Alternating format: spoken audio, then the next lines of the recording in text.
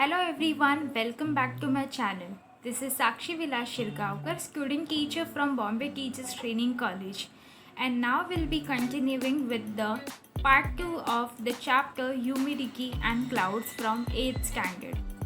So let us begin. In the previous class, we learned about absolute humidity. We also learned about the relative humidity. What do we mean by relative humidity? It means the amount of water vapor present in air which can be expressed as a percentage of the amount needed for saturation at same temperature and same volume. The formula of relative humidity was absolute humidity upon vapor holding capacity into 100.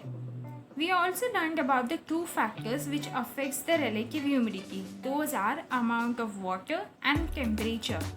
We also learned about the condensation, which means the change of physical state of matter from gas into liquid phase. We also learned about the sublimation, which is the change of substance from solid to gas without changing to liquid. Then we learned about the three forms of condensation, which are dew, frost and fog. Now tell me, what are clouds made up of? Yes, clouds are made up of water drops and ice crystals. Okay, so clouds. What do we mean by clouds? Do you know how clouds are formed? So let us see. Clouds are formed by the process of condensation. Because of the sun's heat, the land and the water heats up. As there is air in the atmosphere, the air becomes hot and air rises. As the air rises up, it goes higher and higher and it becomes cool. Because the temperature is less above, as the temperature becomes cool, it loses its moisture holding capacity. Relative humidity increases and the air turns into water and snow. The water and snow floats in the sky.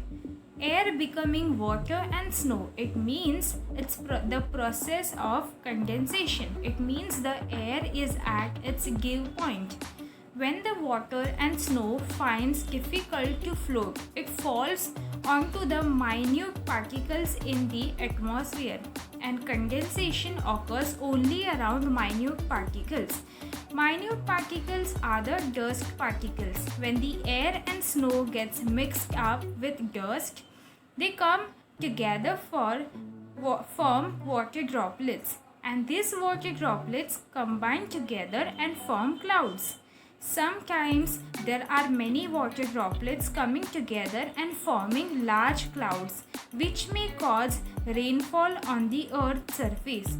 As water and ice floats, the clouds made from the water and ice floats.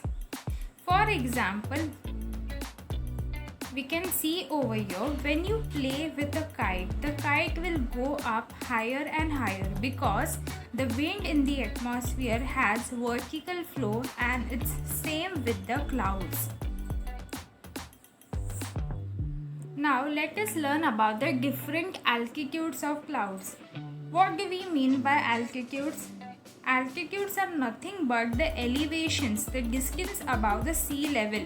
And there are three altitudes, that is high altitude, medium altitude and low altitude. Do you know why clouds at lower altitude are large? Because there is more proportion of water vapor near the earth's surface because the temperature is more.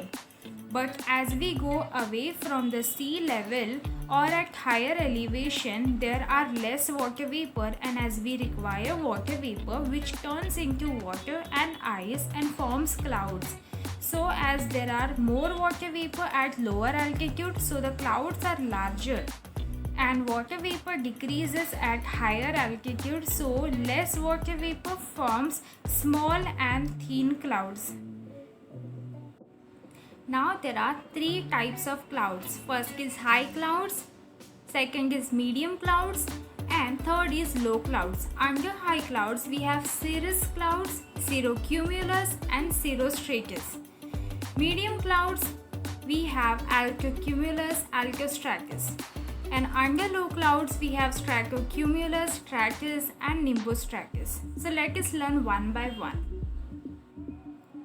High clouds. So tell me, at which altitude high clouds are formed? Yes, high clouds are formed at higher altitude at 16,500 to 40,000 feet, and they are made up of ice because the temperature at higher altitude is less.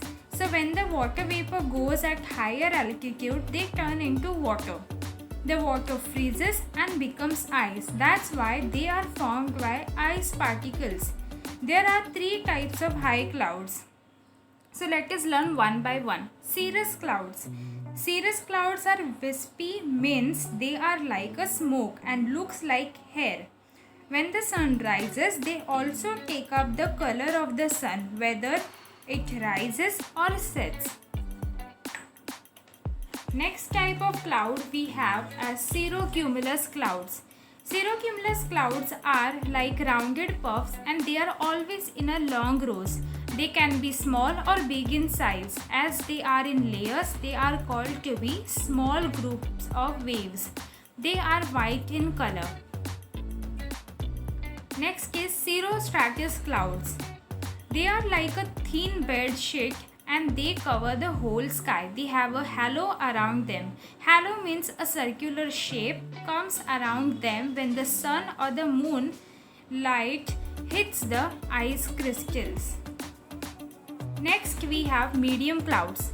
Medium clouds are formed at medium altitude and they are formed at 6,500 and 23,000 feet. They have two types under medium clouds.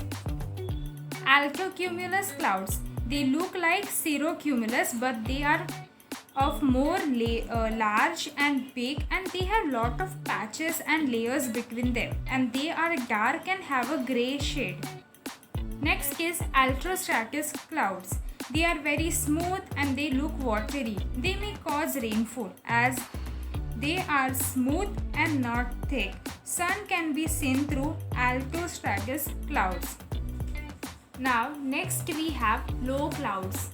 This consists of 5 types of clouds. Stratocumulus have layers. See, low clouds are mostly composed of water droplets since their bases generally lie below 6,500 feet to 2,000 meters. Okay, and they are classified into 3 categories: stratocumulus, stratus, and nimbostratus. So let us learn one by one. Stratocumulus clouds, they are basically are like a layers. Their color is white to earthy. Round clusters of clouds can be here. Okay. Next we have stratus clouds. They are also like layers. They are ash colored and their base is uniform. Next is nimbostratus. They have a thick layers. They are grey ash in color and cause continuous rainfall and even snowfall. Now we have another types of cloud, cumulus clouds. These clouds are formed extensively from 500 meter to 6,000 meter altitude. The vertical flow of the air adds to the formation of these clouds. These are huge and dome shaped. They are grey in color. Cumulus clouds are an indicator of pleasant weather. The vertical expanse of these clouds increases so much that they turn into cumulonimbus clouds and bring rain. Next we have cumulonimbus clouds. These are characteristic clouds which are indicators of thunderstorm. This looks like huge mountains. These are dense and dark in color. There is thunder accompanied by lightning. Okay, they bring rain with storm and may sometimes bring hailstones. But such a type of rain does not last long. The largest of these clouds bring rainfall accompanied with lightning. The top portion of these clouds has an anvil-like shape. The clouds have a positive charge at the upper end and negative charge at the lower end. The land below them always has negative charge. Due to the difference in the charges, electric charges are formed and lightning occurs, lighting up the sky for a moment. The air around the lightning rises up because of the heat, and this leads to a large thundering sound. As compared to other clouds, the raindrops of these clouds are larger because they move up and down a lot of times and accumulate more and more water. Drops become larger and larger and are unable to float in the clouds because of their weight.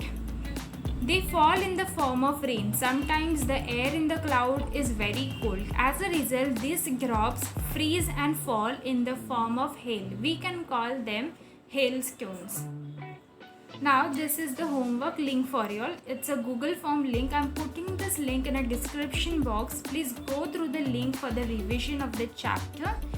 And thank you for watching the video. If you like my video, don't forget to like, share and subscribe to my channel for more videos. Thank you.